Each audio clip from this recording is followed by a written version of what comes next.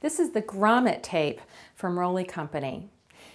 And to use it, you sew it onto the panel, and all of your grommet spacing is already figured out for you. That's one thing I love about this tape. It's such a time saver.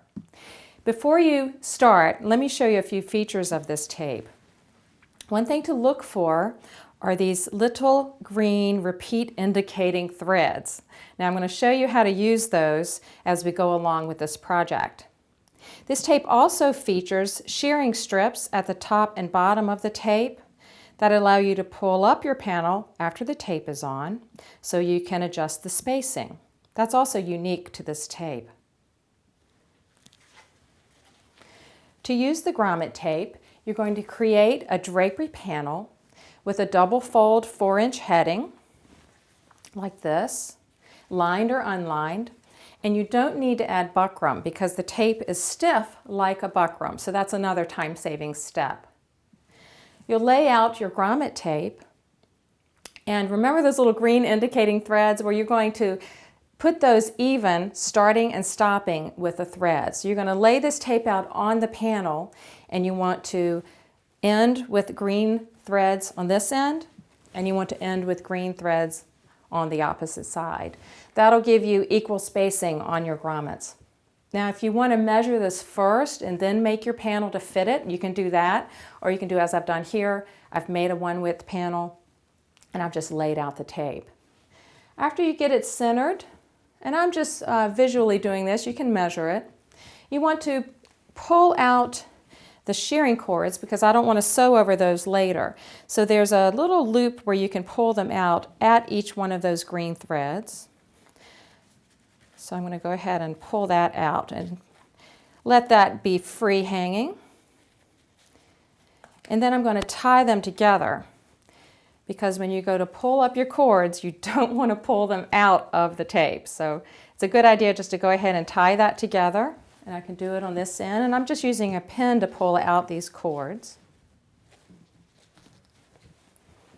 Okay, this one's a little tighter. There we go. And then lay your tape out flat again, and I'm going to tie this one up. Now I can trim off the excess tape off each end. So again, I'm going to make sure my repeat indicating threads are equally spaced. And I'm going to cut off the tape about 1 inch beyond the end of the panel and tuck under the raw edges. And then pin that in place. Just pinning all the way through. And go to the other side and do the same thing. By pulling the threads out first, this leaves a longer threads for you to tie off. If you forget, you still will have plenty of cord. And pin that. And then continue to pin the tape about 1/4 inch down all the way through the heading of your drapery panel. And I'm pinning in between the grommet holes that are on the tape. I could pin up higher. I could pin, let's say, up here in this direction, but this is where I'm going to be sewing. So to save time while I'm sewing, I'm going to pin down here so I don't have to stop and take pins out as I go. So continue pinning this onto your drapery heading, and then go to the sewing machine, in which a matching thread you're going to straight stitch following the little yellow-green line that's right at the top and the bottom edges of the tape. Sew in the same direction, so that'll prevent puckers as you're sewing. And then after the tape's attached, you can pull up your gathering threads and add your grommets. So I'm going to fold this one up and get the one that's finished. So after the tape is sewn on, you do have stitch lines showing on the front. That's why I recommended you use a matching thread to your face fabric. Then you can cut the grommet holes from the tape, and I've already started adding my grommets here. And where the holes were in the grommet tape, I'm just going to cut out a matching hole all the way through to the front. And then insert a grommet. I'm using the plastic snap together grommets. You also could use our metal easy set grommets. These are really simple to use. They just snap in place. And make sure the gathering tape that's on the grommet tape is not stuck underneath of a grommet. Okay, so I used a triangle one there. I also have square grommets on this sample. Now you can pull it up to the size that you'd like. So I have the free hanging cords where I tied off the cords.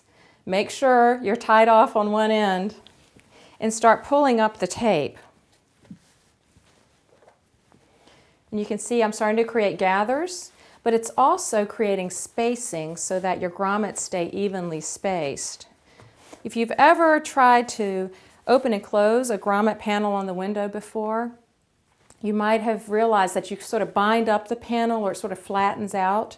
By pulling up these gathering strips, you create specific spacing so that it always opens and closes and looks wavy or rippled as you're using the drapery panel. So you can pull it up to the size needed. Now you might not pull it up really, really tight. You might have some loose gathers on the tape, and that's fine. You're going to pull it up to fit your window.